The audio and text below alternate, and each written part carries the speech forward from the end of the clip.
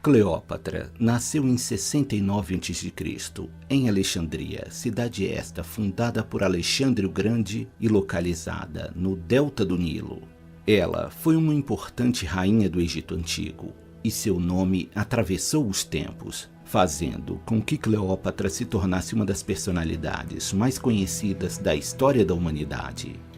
Ao longo de sua vida, ela se destacou como uma mulher estrategista, determinada, muito inteligente, de grande astúcia e possuidora de uma fortuna gigantesca. A governante egípcia fascinou muitas pessoas de sua época e até os dias de hoje continua encantando muita gente.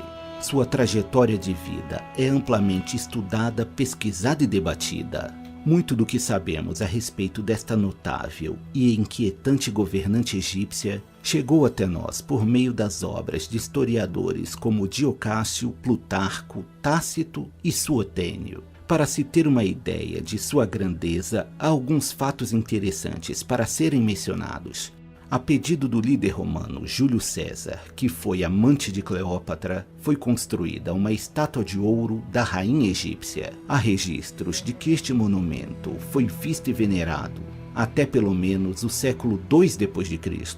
Além disso, um fato curioso é que ainda em vida Cleópatra chegou a ser venerada como uma verdadeira deusa, mas precisamente como a nova deusa Ísis, sendo que essa era uma das divindades mais importantes do Egito Antigo. A rainha também era identificada como Afrodite, deusa grega cujos atributos são semelhantes aos de Ísis. Cleópatra também possuía uma inteligência refinada como um de seus principais traços. No palácio real em que vivia, ela recebeu uma educação primorosa juntamente com as outras crianças reais. Cleópatra era capaz de se comunicar em cerca de 7 ou 8 línguas, fato que certamente facilitava bastante seus acordos e estratagemas políticos. Ela foi, segundo consta, a primeira pessoa da família real ptolomaica a falar a língua egípcia com fluência, dispensando assim a necessidade de intérpretes, pois na corte real ptolomaica a língua que predominava era o grego. Além de sua facilidade para línguas, ela também se destacou no estudo de filosofia e retórica. A governante egípcia também tinha notáveis conhecimentos de geometria e aritmética. Ela era mesmo uma mulher especial e fascinante. Em relação aos seus vastos conhecimentos, é preciso lembrar que Cleópatra vivia em Alexandria, que foi um verdadeiro polo cultural da antiguidade, e abrigava a tão conhecida Biblioteca de Alexandria, que possuía um grande acervo e continha uma enormidade de escritos, numa proporção que jamais havia sido feito antes. Essas circunstâncias locais certamente foram muito importantes e influentes para a formação cultural da governante egípcia. Suas proezas a levaram a ser amante de dois dos mais célebres generais romanos de seu tempo, os famosos Júlio César e Marco Antônio. Com o passar do tempo, como muitas vezes ocorre com figuras históricas, muitas informações sobre a vida desta notável mulher foram deturpadas. Hoje em dia, seu nome é familiar para muitas pessoas, embora nem sempre essas pessoas tenham conhecimento de quem ela realmente foi. As representações físicas da figura da rainha geralmente consistem num dos tantos pontos distorcidos em relação a ela. A respeito da aparência da rainha, Plutarco certa vez escreveu as seguintes palavras: não era em si tão notável que não houvesse comparação, ou que não se pudesse vê-la sem se sentir tocado. Os romanos, em seus registros, nunca dedicaram grandes elogios à beleza de Cleópatra. Podemos ter uma pequena ideia de como ela era fisicamente através de uma série de moedas que foram feitas e que circularam na época em que Cleópatra viveu. Esses objetos eram as fontes mais confiáveis para imaginarmos como era sua aparência. Há também alguns bustos que foram esculpidos ao longo do tempo, que aparentemente representam a rainha. Ao vermos as moedas, notamos que o nariz e o queixo eram um tanto protuberantes, o que, aliás, levou ao filósofo Pascal a certa vez escrever que Se o nariz de Cleópatra fosse menor, toda a face do mundo teria sido diferente. Tais evidências nos levam a concluir que Cleópatra não era exatamente uma Elizabeth Taylor, como os filmes de Hollywood nos tentam fazer acreditar. Mas uma coisa é certa, seus feitos e seu jeito de ser definitivamente superaram qualquer representação hollywoodiana. E a partir de agora, veremos o porquê. Cleópatra pertencia à dinastia Ptolomaica, que manteve o poder sobre o Egito durante 3 longos séculos. Os governos ptolomaicos ficaram marcados por muitos casamentos e assassinatos entre os membros da própria família. Essa imponente dinastia começou a dar seus primeiros passos após o falecimento do poderoso Alexandre o Grande, rei da Macedônia. Pois, com sua morte, o império que ele havia formado através de suas conquistas foi dividido entre seus generais. Dentre esses homens, encontrava-se um dos ancestrais de Cleópatra, chamado Ptolomeu Sóter, que começou a governar a partir da cidade de Alexandria, onde deu início à dinastia dos Ptolomeus. Alexandria se tornaria a capital do Egito e viria a ser um inigualável centro cultural no mundo antigo. É importante salientar que a Cleópatra a que nos referimos era conhecida como Cleópatra VII, pois 6 outras Cleópatras a antecederam em sua linhagem familiar. Em Alexandria, a rainha vivia num palácio muito luxuoso, cheio de riquezas e com ornamentos belíssimos. O local era enorme e espaçoso, possuindo mais de 100 quartos, e com uma paisagem externa vistosa, na qual se encontravam jardins deslumbrantes que eram decorados com belíssimas estátuas e fontes. O local chegou a ser o mais luxuoso palácio de todo o Mediterrâneo. E foi neste ambiente que Cleópatra, filha de Ptolomeu XII, cresceu. Ela possuía 2 irmãs que se chamavam Berenice e Arcione, e 2 irmãos chamados Ptolomeu XIII e Ptolomeu XIV. Quando a mãe de Cleópatra morreu, sua irmã Berenice tomou o poder. Mas seu período como governante foi curto e a jovem acabou sendo morta pelo próprio pai. É importante lembrar que a linhagem dos Ptolomeus, assim como a dos macedônicos, teve como uma de suas principais características uma sucessão de assassinatos. Aliás, mais tarde, Arcione, irmã de Cleópatra, foi exilada por Júlio César e posteriormente executada por Marco Antônio, tudo a mando da própria irmã Cleópatra. E o destino de seu irmão Ptolomeu XIV não foi diferente.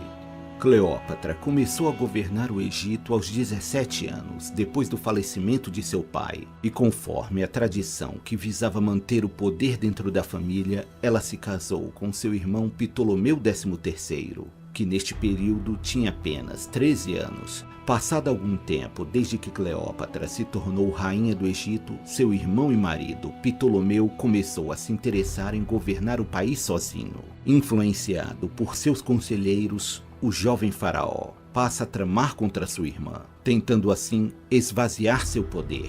Percebendo as movimentações políticas de seu marido e seus comparsas, Cleópatra passa a fazer demonstrações de suas habilidades estratégicas. Ela passa a reforçar seus laços de amizade com os romanos, que poderiam se tornar aliados importantes no caso de uma guerra civil no Egito. Seu principal aliado seria o general Pompeu, líder de uma das mais tradicionais famílias romanas. Tais manobras diplomáticas fizeram com que Cleópatra fosse acusada de traição por estar tramando contra seu irmão. Neste período, aos seus 21 anos, a jovem governante precisou abandonar Alexandria e se exilou na Síria. Neste local, ela se instalou e passou a montar um exército para combater seu irmão. Ptolomeu e seus conselheiros estavam prestes a mandar um gigantesco exército egípcio contra as tropas de Cleópatra na Síria. O exército mal havia partido quando se depararam com a notícia inesperada de que Pompeu, que rivalizava com o grande Júlio César, estava a caminho das terras egípcias e esperava ser bem recebido pelo faraó, já que ele foi grande amigo de seu pai. Pompeu o Grande, que era um general muito capacitado e habilidoso e que ao longo de sua vida conquistou inúmeras nações, tanto no continente africano quanto na Ásia e na Europa, fugia para o Egito após uma derrota desastrosa na Grécia contra seu inimigo Júlio César. Um conflito dividia o Império Romano entre Júlio César e Pompeu. Tal conflito ficou conhecido como a Guerra Civil Cesariana. Ao ficarem sabendo que Pompeu pretendia desembarcar no país, surgiu uma questão que preocupava os egípcios. Ajudar o velho conhecido Pompeu era um risco, pois poderia soar como uma espécie de declaração de guerra a Júlio César, que comandava uma máquina de guerra muito poderosa. Além disso, Ptolomeu e seus partidários estavam convictos de que Pompeu poderia, de alguma forma, ajudar Cleópatra a retomar seu espaço na realeza. E esse era um problema que precisava ser evitado.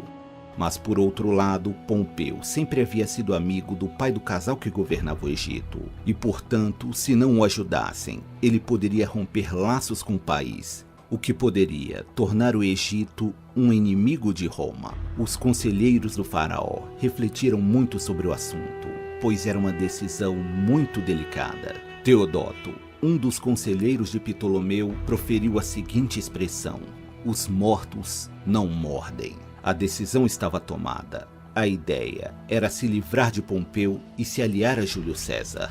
Ao desembarcar no Egito, Pompeu sentia que seria bem recebido pelos egípcios, mas estes tramavam contra o romano. E pouco depois do general colocar os pés no Egito, logo o assassinaram de maneira brutal e sangrenta, arrancando sua cabeça. Júlio César, alguns dias depois do acontecido, chegou em Alexandria para procurar seu oponente. Os egípcios lhe mostraram a cabeça de Pompeu e César ficou horrorizado com tamanha barbaridade. César pediu permissão para desembarcar com a vanguarda de seu exército e se instalou no Palácio Real. O general romano solicitou uma audiência com o rei e a rainha do Egito. A rainha estava no exílio. Já Ptolomeu abandonou o exército que partira para capturar sua irmã e retornou ao palácio. Mas e Cleópatra? Como ela poderia retornar se havia abandonado Alexandria e seu irmão e seus fiéis seguidores a queriam longe da cidade? Ela corria perigo e sabia que não podia ser vista. A rainha então teve uma ideia bastante inusitada. Com o objetivo de se encontrar com Júlio César, tramou um plano e, para colocá-lo em prática, contou com a ajuda de um mercador siciliano chamado Apolodoro. Segundo consta, eles entraram numa embarcação na qual a rainha ficou escondida, navegando pelo rio Nilo durante um período de 8 dias. Quando estavam próximos a Alexandria, Cleópatra entrou em uma sacola para transporte de papiros. Os cúmplices da rainha transportaram o grande saco, deixando-o diretamente dentro do quarto de Júlio César. Não sabemos exatamente qual foi a reação do romano quando se deparou com Cleópatra em seu quarto, mas sabemos que a egípcia logo conquistou.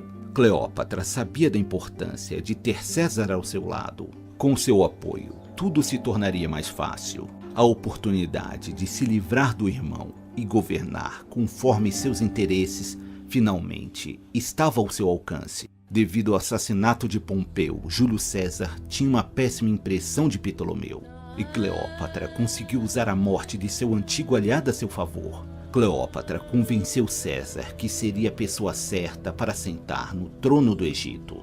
A rainha do Egito e Júlio César passaram a ter uma relação amorosa. O romano decidiu ficar ao lado de Cleópatra na disputa pelo trono do Egito. Isso enfureceu Ptolomeu e seus aliados, que declararam guerra a Júlio César. Júlio César contava apenas com uma fração de seu exército e por isso resolveu adotar uma postura defensiva. Tal evento ficou conhecido como o Cerco de Alexandria.